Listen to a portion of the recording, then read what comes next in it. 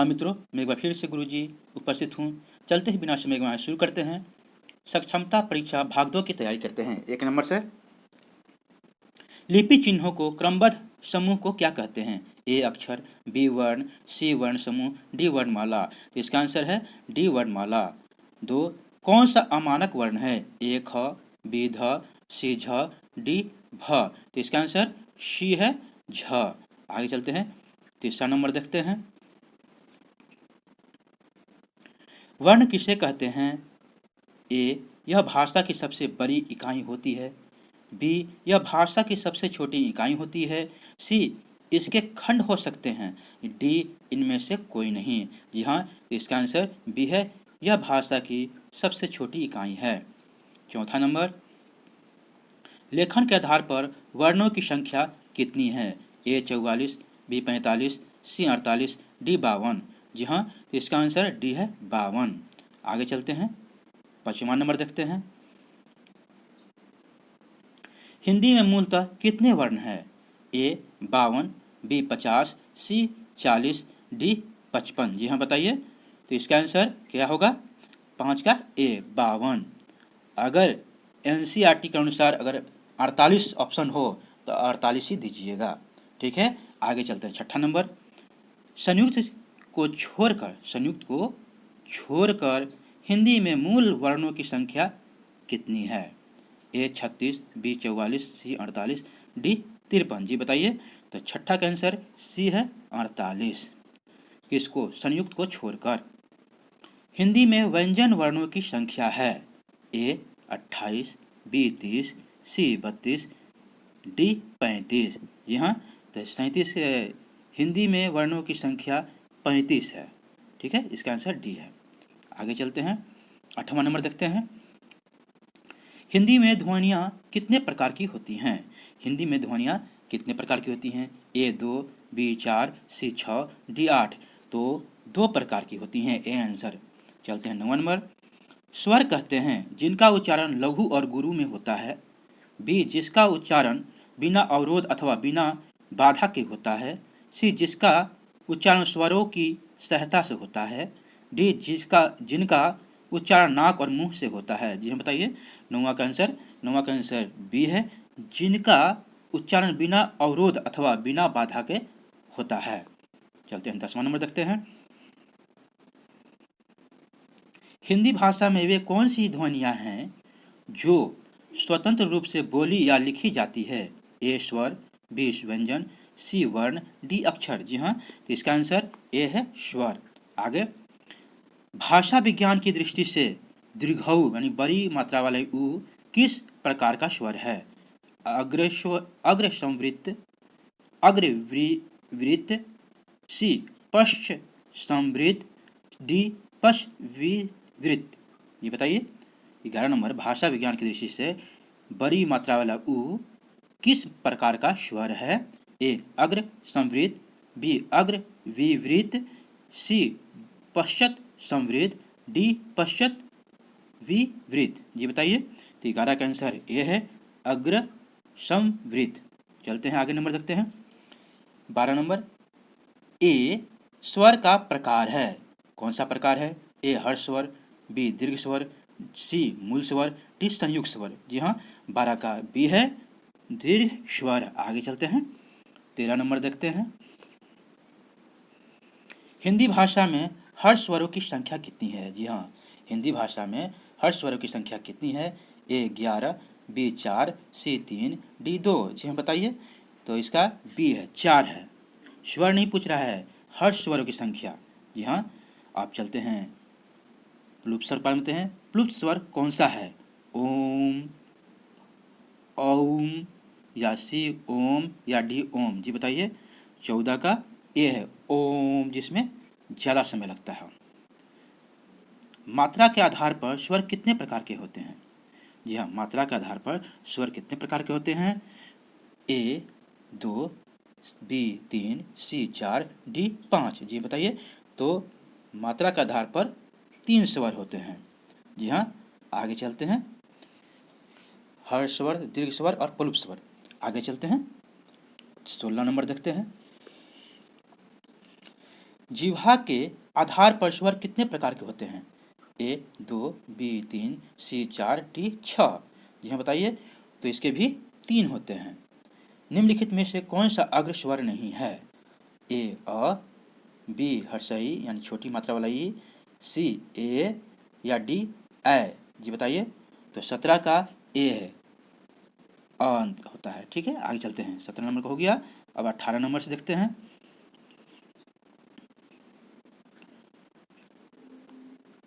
हिंदी में स्वरों के कितने प्रकार हैं?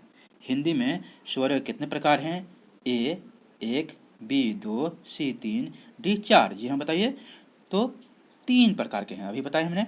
हिंदी वर्णमाला में अन यानी अ पर अनुसार अन और अविसर्ग अह क्या है?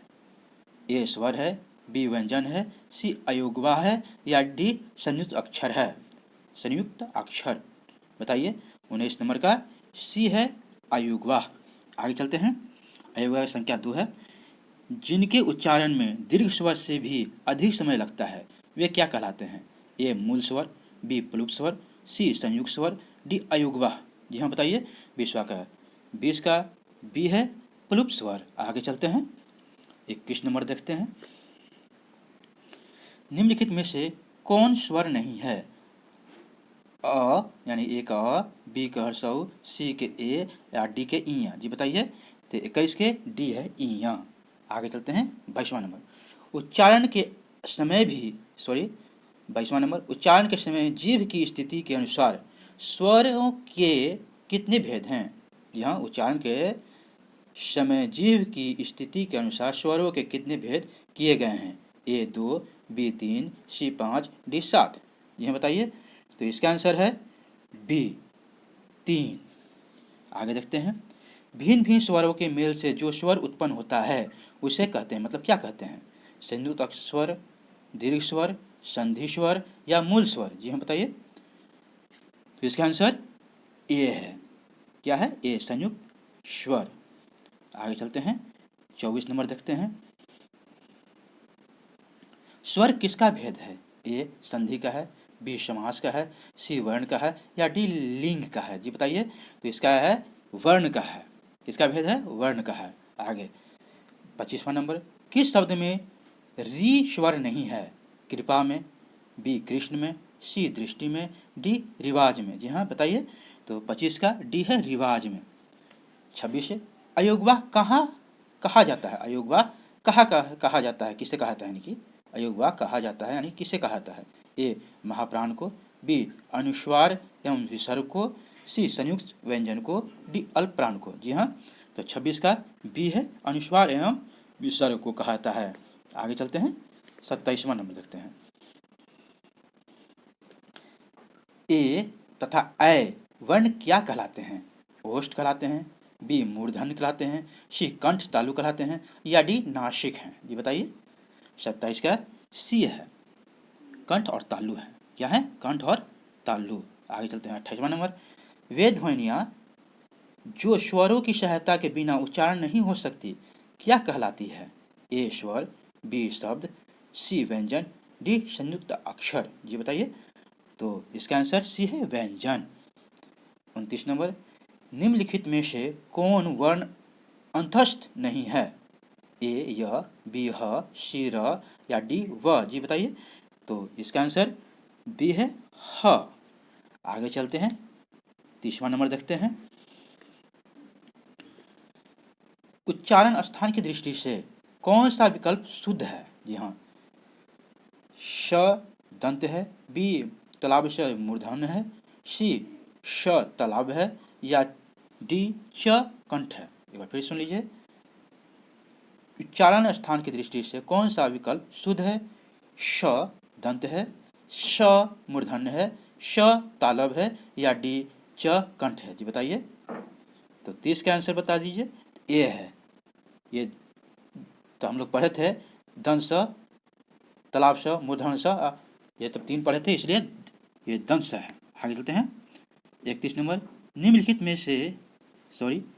में कौन सा कथन अशुद्ध है? हिंदी में ज्ञ का उच्चारण परंपरा से भिन्न हो गया है। एक बार फिर से। निम्नलिखित में कौन सा कथन अशुद्ध है? हिंदी में ज्ञ का उच्चारण परंपरा से भिन्न हो गया है। बी, दो महाप्राण व्यंजनों का उच्चारण एक साथ हो सकता है। सी, विसर्ग कंठ वर्ण है। डी, अक्षर संयुक्त व्यंजन है। जी हाँ बताइए। तो इसका आंसर बी है, दो महाप्राण व्यंजनों का उच्चारण एक साथ हो सकता है। आगे चलते हैं, 32 नंबर देखते हैं। निम्नलिखित में से कौन सा सही है? ए, अनुस्वार वर्ण अनुस्वार पूर्ण अनुनासिक ध्वनि है। दो, वर्ण का पंचाक्षर अनुनासिक होता है। तीसरा, अनुनासिक के उच्चारण के दौरान नाक से बहुत कम सांस निकलती है और मुंह से अधिक। जी बताइए, इसमें से कौन सा कुट में सही है? ए, केवल 3, केवल 1, या सी 1 और 2, या डी 1, 2 और 3। जी बताइए क्या होगा इसमें, एक बार देख समझ लीजिए। तो इसका आंसर क्या है?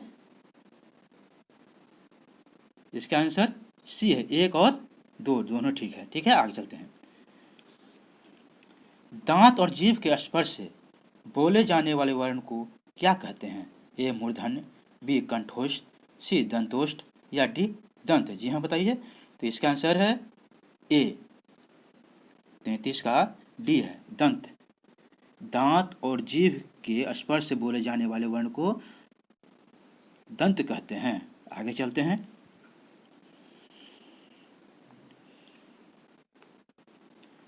34 नंबर देखते हैं।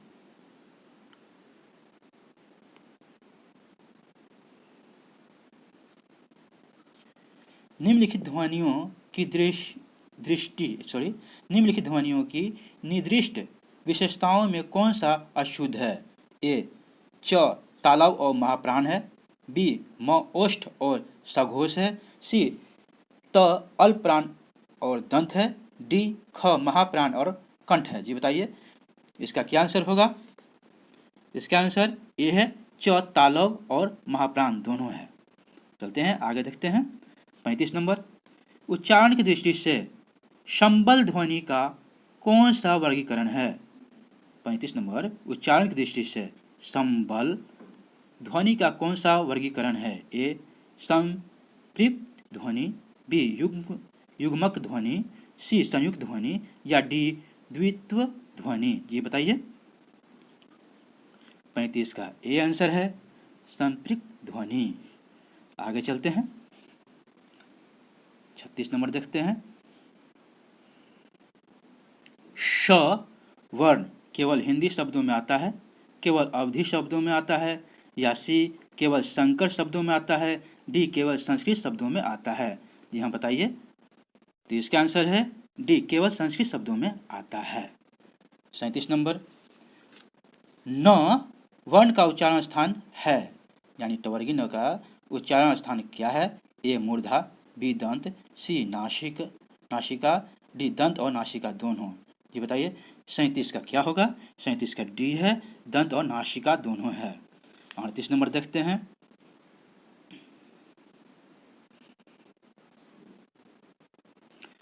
च, छ, ज, झ और ञ का उच्चारण होता है, यानी च का उच्चारण, च वर्ग का उच्चारण स्थान कौन सा है बताइए? ए, ओष्ठ है, डी, दंत है, सी, तालु है, डी, मूर्धा से है। जी बताइए।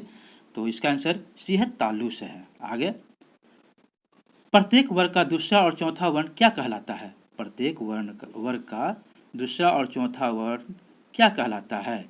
ए, महाप्राण व्यंजन, बी, अल्पप्राण व्यंजन, सी, उत्तक्ष व्यंजन, या डी, अनुनासिक व्यंजन।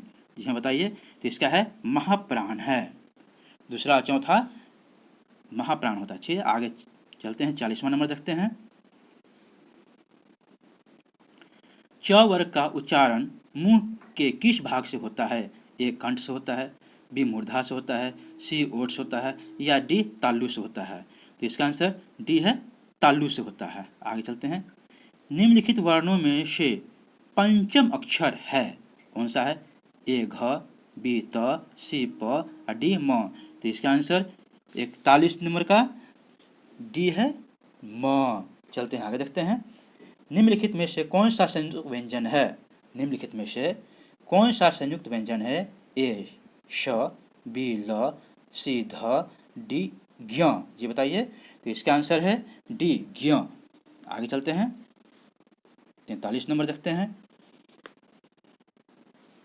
निम्नलिखित में से महाप्राण व्यंजन कौन से हैं? ए क च ट त प, ए का क च ट त प, बी के ख छ ठ थ फ, सी के ग य ड द और ब, डी के य र ल व। जी बताइए, महाप्राण व्यंजन कौन सा है? जी हाँ, इसका आंसर बी है। आगे चलते हैं। निम्नलिखित में से दंतोष्ठ ध्वनियाँ हैं? ए य र, बी ल व, सी प फ, डी व फ। जी बताइए, तो इसका आंसर डी है व फ। आगे चलते हैं। हिंदी भाषा में स्पर्श व्यंजनों की संख्या कितनी है? स्पर्श व्यंजनों की, जी हाँ देखिए, ए 22, बी 23, सी 24, डी 25। जी बताइए, तो इसका है डी 25 है, क वर्ग से म वर्ग तक। आगे चलते हैं, 46 नंबर देखते हैं। निम्न में से वैत्सर्य व्यंजन कौन सा है? वैत्सर्य व्यंजन कौन सा है? ए न, बी त, सी स, डी ह। जी बताइए, तो इसका आंसर है कितना? ए है, न। चलते हैं आगे देखते हैं, 47 नंबर देखते हैं। स्वर रहित र का प्रयोग हुआ है इसमें, बताइए। ए ट्रक में, बी पुनः निर्माण में, सी त्राटक में, या डी शत्रु में। जी हाँ, तो इसका आंसर है शत्रु में। आगे, निम्न में से अल्पप्राण वर्ण कौन है? ए अ और आ, बी क और ग, सी य ध, डी फ भ। जी हाँ बताइए, तो इसका आंसर बी है क और ग, पहला और तीसरा अक्षर, ठीक है, अल्पप्राण। चलते हैं आगे देखते हैं। निम्नलिखित में से कौन सी बात गलत है?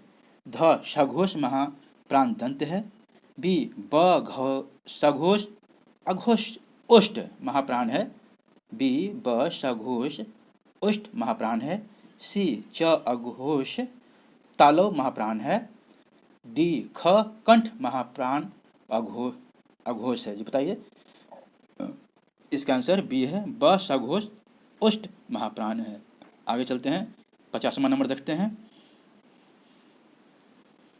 जिनके उच्चारण में स्वर तंत्रियों में कंपन न हो वे कहलाते हैं, मतलब क्या कहलाते हैं? ए घोष ध्वनियाँ, बी महाप्राण ध्वनियाँ, सी अघोष ध्वनियाँ, या डी अल्पप्राण ध्वनियाँ। जी बताइए, तो इसका आंसर है सी अघोष ध्वनियाँ। कौन सा? अघोष ध्वनियाँ। आगे चलते हैं। प्रसन्नता में कौन सी ध्वनि है? संयुक्त ध्वनि है, बी संपिक्त ध्वनि है, सी युग्म ध्वनि है, या इनमें से कोई नहीं। जी बताइए, तो इसका आंसर सी है, युग्म ध्वनि है। आगे चलते हैं। निम्न में से कौन सी महाप्राण ध्वनि नहीं है? ए क, बी घ, सी झ, या डी य। जी बताइए, तो इसका आंसर क है, महाप्राण नहीं है, ये अल्पप्राण है, ठीक है। आगे चलते हैं, 53 नंबर देखते हैं। अघोष वर्ण कौन सा है? अ यानी ए का अ, बी ज, सी ह, डी श। जी हाँ बताइए, तो इसका आंसर ए है, अ। आगे चलते हैं, 54 नंबर। निम्न में से कौन सा उत्क्षिप्त व्यंजन है? ए श, श और स, यानी तालाब स, मूर्धन स, दंस। बी य र ल व, सी अक्षत र ज्ञ, और डी र ढ़। जी बताइए, तो इसका आंसर डी है, र और ढ उत्क्षिप्त व्यंजन है। 55 नंबर। उत्क्षिप्त ध्वनि का प्रयोग हुआ है इनमें से कौन सा है? आरजू में, बी खसरा में, सी पढ़ाई में, और डी जफर में। जफर में। जी बताइए, तो 55 नंबर का सी आंसर है, पढ़ाई में। आगे, ज्ञ वर्ण किस वर्णों के ज्ञ वर्ण किन वर्णों के संयोग से बना है? ए ज जोर इय, बी ज जोर इय, या सी ज जोर इय, या डी ज जोर इय। इसमें हलंत लगा हुआ है, इसका मतलब आधा है, यानी ए ज जोर इय, बी ज में हल और जोर इय, सी ज जोर इय में हल, डी ज में हल और डी सॉरी जोर इया में हल। बताइए 56 का आंसर बी है। ज में आधा ह, आधा ज मतलब ज में हल और इया। ठीक है, आगे चलते हैं। 57 नंबर देखते हैं। अक्ष, अत्र और ज्ञ की गणना स्वतंत्र वर्णों में नहीं होती, क्योंकि ए ये संयुक्त व्यंजन है, बी इनका प्रयोग केवल तत्सम शब्दों में ही होता है, सी ये व्यंजन अर्धस्वर माने गए हैं, या डी ये पूर्णतः स्वतंत्र व्यंजन है। तो इसका आंसर ए है, ये संयुक्त व्यंजन है। आगे 58 क ग और ज और फ मतलब सब में नीचे कोमा लगा हुआ है, उसको फारसी भाषा में पढ़ते हैं। क घ घ ज और फ ध्वनियाँ किसकी है? ए संस्कृत की है, बी अरबी फारसी की है, सी अंग्रेजी की है, या डी दक्षिणी भाषा की है। यहाँ इसका आंसर बी है, अरबी और फारसी भाषा की है। ठीक है, आगे फ व्यंजन है, फ 59 नंबर है। फ व्यंजन है, उष्ण व्यंजन है, बी दंतोष्ठ है, सी महाप्राण है, डी ये सभी हैं। जी बताइए। तो इसका आंसर सी है, महाप्राण है। आगे 60 नंबर। हिंदी शब्दकोश में अक्षा का क्रम किस वर्ण के बाद आता है? जी हाँ, किस वर्ण के बाद आता है? ए क के बाद, बी छ के बाद, सी त्र के बाद, या डी ज्ञ के बाद। तो इसका आंसर है ए क के बाद। आगे शब्दकोश में श्रद्धा शब्द किस शब्द के पहले आएगा? शब्दकोश में श्रद्धा शब्द किस शब्द के पहले आएगा? ए शासन, बी शौर्य, सी श्याम, डी श्रमिक। जी बताइए। तो इसका आंसर डी है, श्रमिक। यहाँ तक बनने के लिए थैंक यू, शुक्रिया, बहुत बहुत धन्यवाद। यहाँ तक बने तो मित्रों एक लाइक तो जरूर बनता है।